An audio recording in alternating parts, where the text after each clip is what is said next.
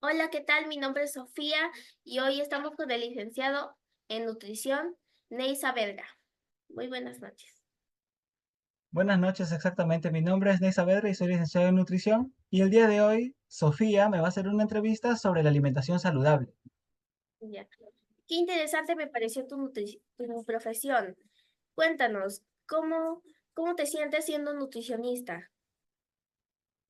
Ser nutricionista, Sofía, es una profesión muy bonita y sobre todo muy motivadora, porque nosotros estamos en toda la parte que es la prevención de la salud. También podemos tratar de manera dietética a enfermos, pero nuestra labor principal como nutricionistas es la prevención, prevenir que las personas lleguen a algún cuadro de alguna enfermedad.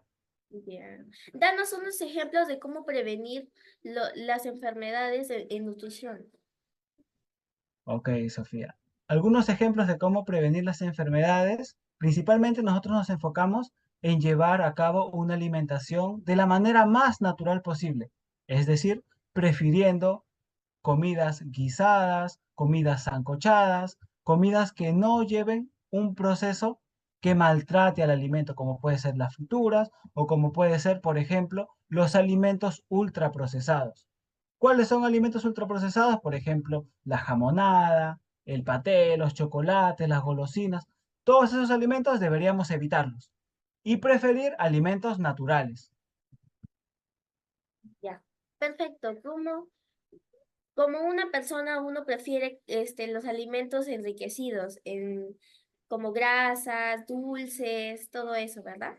¿Y qué no deberíamos consumir para contraer enfermedades? ¿Qué alimentos tú recomiendas? Esa es una muy buena pregunta, Sofía. Y vamos a continuar justamente hablando sobre estos alimentos que son perjudiciales para nuestra salud. Todos los alimentos que sean procesados o ultraprocesados, que vienen en empaque, que han sufrido alguna transformación, son los peores. ¿Por qué? Porque, por ejemplo, el chocolate que viene empaquetado, el panetón o, por ejemplo, alguna gaseosa o unas papitas Lay's, todos esos alimentos, aparte de que han sufrido una transformación, tienen ciertos aditivos que no son saludables para la persona. ¿Y para qué sirven estos aditivos? Para que el alimento no se malogre. Entonces es muy importante evitar todo tipo de alimentos ultraprocesados o empaquetados, ¿no? Sí. ¿Qué consejo le darías a una familia que quiere empezar a consumir alimentos más saludables? Un consejo muy importante es siempre tener a la mano frutas y verduras, porque las frutas y verduras, por ejemplo, tienen gran cantidad de fibra y las frutas que tú puedes comer son mucho mejores a, por ejemplo, lo que te vas a comer un caramelo o una galleta, por ejemplo, ¿no? Hacemos el contraste y las frutas son muchísimo mejor. Y, por ejemplo, si tenemos siempre a la mano nosotros verduras, vamos a tener siempre que preparar alguna ensalada, tanto en el almuerzo como en la cena. Es muy importante eso, preparar ensaladas en el almuerzo y en la cena. Ya. Yo he notado que algunas familias llegan a tener frutas o verduras, pero no las consumen y prefieren comer, no sé, un pollo a la brasa o pizza. ¿Tú qué harías en esa situación? Es, Se empieza por la educación nutricional, por eso. Porque como peruanos, como latinos en general, estamos acostumbrados a comer mal, ¿no? Por así decirlo, a comer alimentos que no son saludables y que simplemente sirven para llenarnos o para darnos un antojo, como se dice, ¿no? Alimentos altos en azúcares, alimentos altos en grasas, etcétera. Y nosotros, poco a poco, debemos ir acostumbrando a nuestro paladar a que el paciente o la persona consuma más frutas y verduras. Porque, por ejemplo, una persona, un niño que ha consumido desde muy pequeño golosinas, dulces, gaseosas, su paladar, su boca, su sentido del gusto, no va a estar tan acostumbrado a comer verduras y las va a rechazar. Va a rechazar. Entonces es un proceso. Poco a poco tenemos que ir implementando las frutas y las verduras en este niño, ¿no? Para que se ¿Qué, acostumbre un poquito más. Si una persona o paciente que has tenido siempre ha sido muy, ¿cómo se diría? Muy acostumbrado a comer alimentos así enriquecidos en grasas, dulces y así, ¿no? ¿Y Ujú. cómo, qué consejo o una línea de, de pasos para mejorar eso le darías a esa persona? Sería importante seguir acá, enseñarle al paciente dos motivos muy importantes. El primero son las consecuencias, ¿no? Las consecuencias de la mala alimentación son sobrepeso, obesidad, hipertensión arterial, diabetes, ¿no? Todas esas enfermedades, mostrarle que son consecuencia de una mala alimentación. Y por otra parte, como ya hemos mencionado, educarle, ¿no? Educarle nutricionalmente qué alimentos debería preferir en ciertos momentos del día. ¿Qué alimentos tú crees que las personas deberían consumir o tener la misma dieta igual o desigual? Esa es una pregunta muy interesante y la vamos a llevar a cabo poniendo ejemplos. No todos debemos alimentarnos igual, porque todos tenemos necesidades y actividades diferentes. Por ejemplo, una persona que está hospitalizada, enferma, ¿va a necesitar los mismos alimentos que yo? No, va a necesitar alimentos totalmente diferentes. Y por otra parte, por ejemplo, un deportista profesional, un nadador profesional o un basquetbolista profesional, ¿va a necesitar los mismos alimentos que yo? No, porque yo no soy deportista profesional. Entonces, ya vemos que no todos debemos alimentarnos igual, ¿no? Todos tenemos necesidades nutricionales diferentes. ¿Los niños deberían consumir lo mismo que los adultos? Aquí podríamos abordarlo de la manera en que si se trata de hablar de una alimentación saludable, los mismos alimentos que le van a ayudar al adulto son los mismos alimentos que le van a ayudar al niño, sí, pero lo que va a variar son las cantidades, ¿no? Las cantidades que va a necesitar el adulto no va a ser la misma que la del niño, y así es viceversa. Ahora todos queremos saber qué cantidades deberíamos comer de cada alimento. Muy bien, entonces, lo recomendado según la OMS y nuestra guía de alimentación saludable en el Perú nos dice que nosotros deberíamos consumir 5 porciones de frutas al día. ¿Ok? 5 porciones de frutas al día. Y de verduras, igual. Dos porciones, una en el almuerzo y otra en la cena. Llevarlo por ese lado. Y de carnes, de todos los alimentos que son cárnicos, deberíamos consumir como mínimo 2 presas al día. Una en el almuerzo y otra en la cena. Y de leguminosas o cereales, menestras, deberíamos de consumir 2 porciones también al día. Ya, ahora quiero que me digas, si una persona o un adulto mayor tiene una alimentación más o menos que la otra. Como más o menos que la otra. O sea, en cantidades. Sí, exactamente.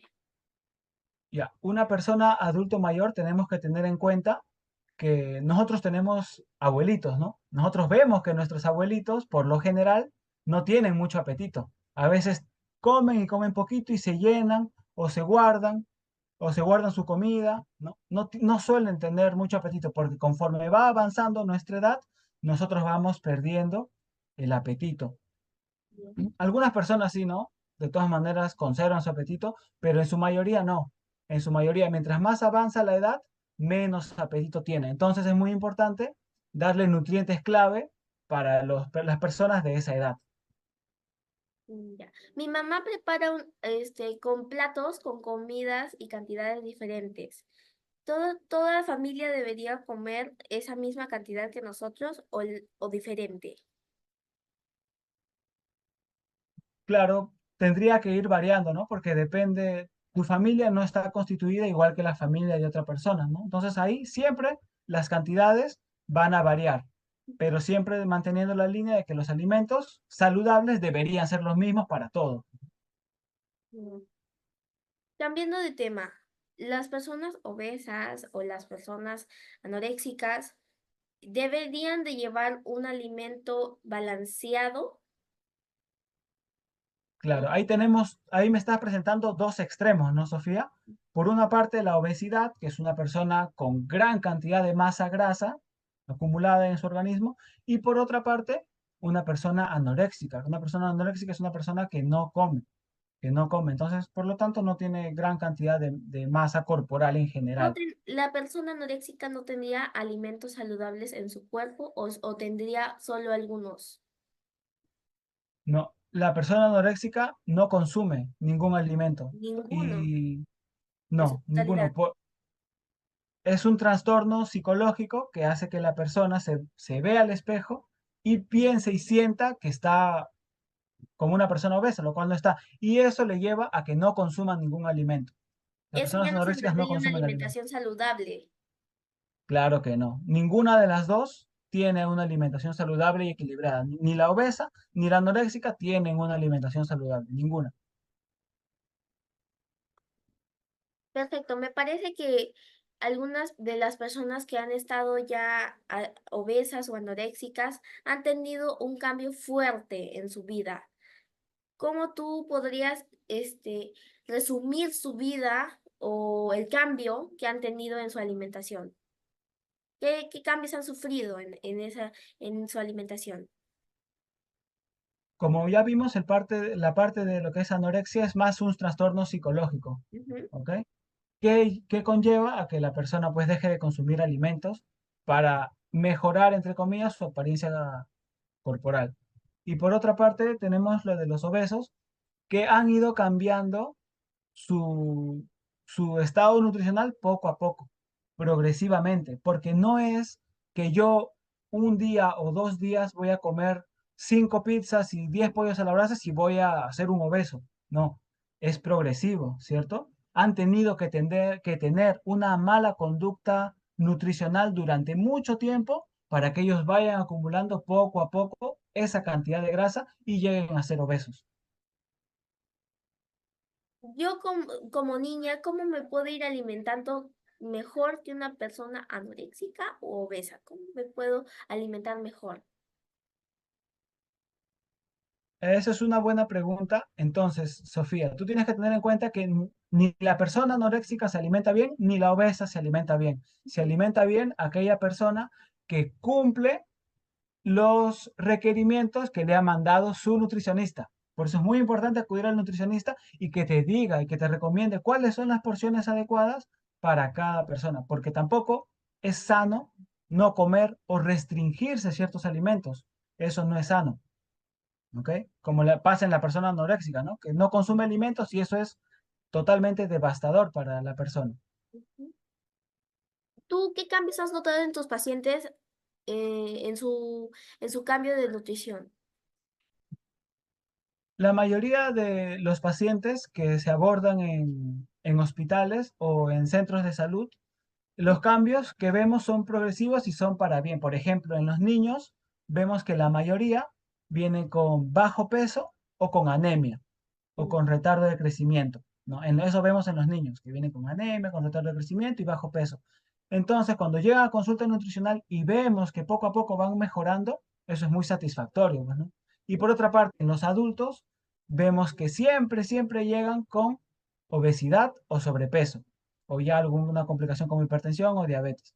Y también verlos mejorar poco a poco es muy satisfactorio. En conclusión, la alimentación saludable para ti, ¿qué es? La alimentación saludable para mí, Sofía, es un conjunto de hábitos saludables, porque cuando vamos a hablar de alimentación saludable, no solo deberíamos hablar de los alimentos, sino de la actividad física que vamos a hacer, de la hidratación que vamos a tener y del descanso que vamos a tener en nuestro día a día. Debería ser un conjunto de muchas cosas, porque dieta, la palabra dieta, a ti te sonará que está relacionada solo con alimentos, ¿cierto? Pero la palabra dieta viene del antiguo griego dietos, que engloba a un estilo de vida saludable. Dieta engloba un estilo de vida saludable, no solo los alimentos. ¿Ok? Entonces, muy importante recordar para mejorar nuestro estilo de vida, no solamente mejorar la alimentación, sino también mejorar nuestra actividad física, mejorar nuestra hidratación y mejorar nuestro descanso, las horas de sueño. ¿Ok? Ya para terminar, ¿qué actividades físicas nos darías a todos nosotros para tener una vida saludable o una alimentación saludable? Eso es muy importante llevarlo a cabo siempre, Sofía, porque nosotros a veces como adultos o como encargados de algún niño o como padres, como cuidadores, como profesores, a veces nos limitamos a que los niños tienen que jugar fútbol y las niñas tienen que jugar vóley. Y no tiene por qué ser así. Existen una infinidad de deportes, una infinidad de juegos que todos los niños deberían realizar. Entonces, una niña de repente no quiere jugar vóley, pues, pero quiere bailar. Entonces, toda actividad física es muy buena, es muy sana, es muy saludable y hay que llevarla a cabo, ¿ok? Todas las actividades físicas son las mejores. La que tú quieras, la que tú elijas, es la mejor para ti. No es que hay una mejor que la otra, ¿ok? Muchas gracias por tu participación en esta entrevista. Te damos gracias todos nosotros. Buenas noches. Muchas Gracias. gracias a ti, Sofía. Ha sido un gusto contestar a tus preguntas y eres una gran presentadora. Muchas gracias.